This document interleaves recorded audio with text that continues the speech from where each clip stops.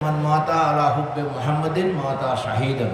যে ব্যক্তি আহলুল বাইতের নবীর পরিবারের প্রতি মহব্বত রেখে মৃত্যুবরণ করবে তার মৃত্যু এটা শহীদের মৃত্যু হবে। মুমিন হওয়ার শর্ত হচ্ছে নবীর প্রতি ভালোবাসা।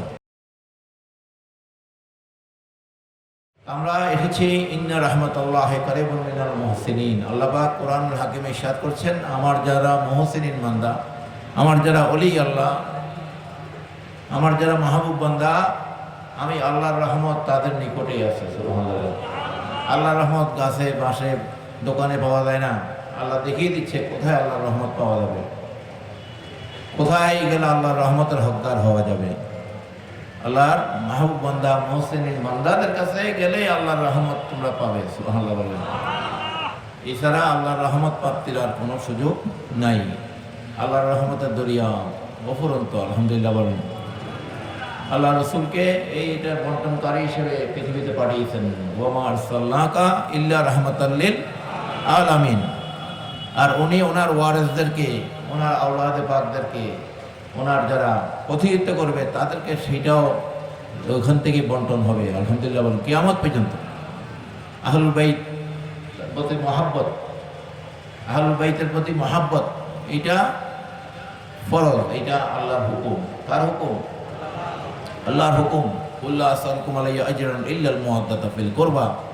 সূরা সূরা 23 নম্বর আয়াত আল্লাহ পরিষ্কার হুকুম দিয়েছে যে নবী আপনি বলে দিন আপনার সমস্ত কষ্ট, পরিশ্রম, রিয়াজত, সাধনা সমস্ত কিছুর বিনিময়ে উম্মত যদি কোনো প্রতিদান দিতে চায়, উম্মত যদি কোনো প্রতিদান দিতে চায় সেটা হবে একটাই প্রতিদান, সেটা হচ্ছে আপনার পরিবারকে, আহলুল বাইতকে ভালোবাসা। সুবহানাল্লাহ। আহলুল বাইতের উপরে অসংখ্য হাদিস আছে। আমাদের একজন খলিফা বাজিতপুরের মাস্টার আফরাদ হাই স্কুলের মাস্টার ছিল। ওনাকে সারা জীবন দেখেছি একটা কাগজে একটা হাদিস লেখে লেখে মানুষকে দিতেন। উনি লেখানোর পাইতো, ইন্তেকাল করছে উনি হাদিস শরীফটা লেখে লেখে মানুষকে জানাইতো। আরবিও লিখতো, বাংলাও লিখতো নিচে। এই হাদিস শরীফটা হচ্ছে মান মাতা আলা হুব্বে মুহাম্মাদিন মাতা শাহিদান। সুবহানাল্লাহ বলেন। যে ব্যক্তি আহলুল বাইতের নবীর পরিবারের প্রতি মহব্বত রেখে মৃত্যুবরণ করবে তার মৃত্যু এটা শহীদের মৃত্যু হবে। তাকে আল্লাহ পাক শহীদের মর্যাদা দিবে। সুবহানাল্লাহ। আহলুল বাইতকে ভালোবাসলে লাভ না ক্ষতি? দুনিয়া তো লাভ, আখিরাত তো লাভ। আলহামদুলিল্লাহ বলেন। আল্লাহ রাব্বুল আলামিন এই আহলুল বাইতকে কিয়ামত পর্যন্ত পৃথিবীতে রাখবে। সুবহানাল্লাহ বলেন। সাহাবায়ে কেরাম চলে গেছে, সাহাবায়ে কেরাম আসবে না।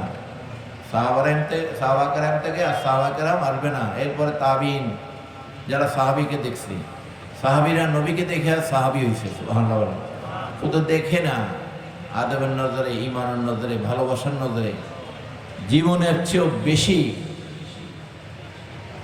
জীবনের চেয়েও বেশি পিতামাতা, ধন দৌলত এগুলো না। লা ইউমিনু আহাদুকুম হাত্তা আকুনা আহাব্বা ইলাইহি মিন ওয়ালিদিহি ওয়া ওয়ালাদিহি ওয়ান নাস আজমাইন। আল্লাহ রাসূলের হাদিস। তুমি যতক্ষণ পর্যন্ত তোমার অন্তরের মধ্যে তোমার পিতামাতা, স্ত্রী, পুত্র, ধন দৌলত সমস্ত ব্যক্তি বস্তুর মধ্যে নবীর মোহাব্বতকে জায়গা দিবে না। এটা হযরত ফারুক আলম ওমর ফারুকের বেলায় ওনাকেই বলা হয়েছিল, তুমি যতক্ষণ পর্যন্ত আমি নবীর মোহাব্বতকে সবার ঊর্ধ্বে স্থান দিবে না আল্লাহর পরে, ততক্ষণ তুমি ইমানদার হবে না, মুমিন হইতে পারবে না। মুমিন হওয়ার শর্ত হচ্ছে নবীর প্রতি ভালোবাসা, নবীর প্রতি মোহাব্বত। এখানে কোনো গোস্তাকের খেয়াল, ওই মুস্তাকিমুন নবীর মতো গোস্তাকুন নবী হলে জাহান্নামে, ঠিক কিনা?